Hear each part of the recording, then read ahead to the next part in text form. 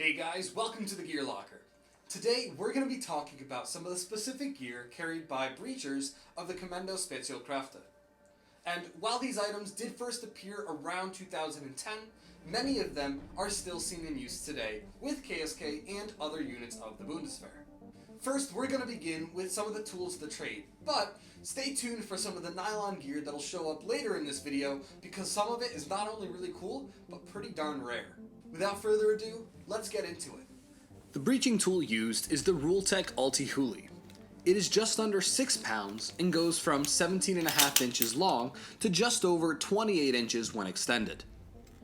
This model is an older style with the flat pry bar that was later updated to a curved version. It is only available to law enforcement and military, though as you can see, Kampfverband was able to find and purchase one of these recently. The shotgun and grenades are replicas, though they are styled to match those used by the KSK in 2010 to 2013. The Remington 870 MCS in both the standard and extended lengths were used. Flashbangs were typically the DM109s. There are no accurate reproductions at the moment, but these fill out the pouches nicely. In training, you will sometimes see these blue ones show up though. Speaking of bangs, the KSK also used breacher charges. Aside from the standard blocks, they also used Alfred strips, which I've made a dummy of as a pouch filler. And here's some homemade breacher tape to go along with it. What does all of this stuff go in though? This is the breacher tool pouch. It is a beautiful golden tan color that stands out in Flecktarn. It has a rigid slot on top with a button snap and Velcro strap to secure the tool. It also has a Velcro opening on the bottom. This design is still used today and has been seen in both gray and multi-tarn. This is the slap charge pouch. It still has that gold color and it includes a small wrap on the inside to secure any charges.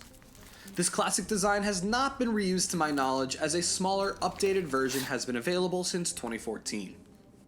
The Linderhof weapon sling was typically attached to the rear of the plate carrier and woven through the shoulder pad. Most, if not all breachers, whether they had a shotgun or an AG-36 grenade launcher, used a Linderhof weapons catch in tan. Shotgun shells are held in one of two ways. There is the standard pouch, though some soldiers have been seen using this vertical pouch on their carriers. To protect their hands, breachers typically used a very heavy set of gloves, like these Blackhawk Sola gloves or Petzl midweight gloves. Lastly comes one of my absolute favorite items, the breacher hood. This was not an issued item, but a creation born out of necessity. To prevent glass shards or debris from falling into their clothing, KSK members would remove hoods from full suits called Einsatzkombi, modify their Einsatzkampfblues, and wear them underneath their helmets. It's a smart idea that, while it wasn't used much in the future, was extremely common practice for breachers in 2010 to 2013.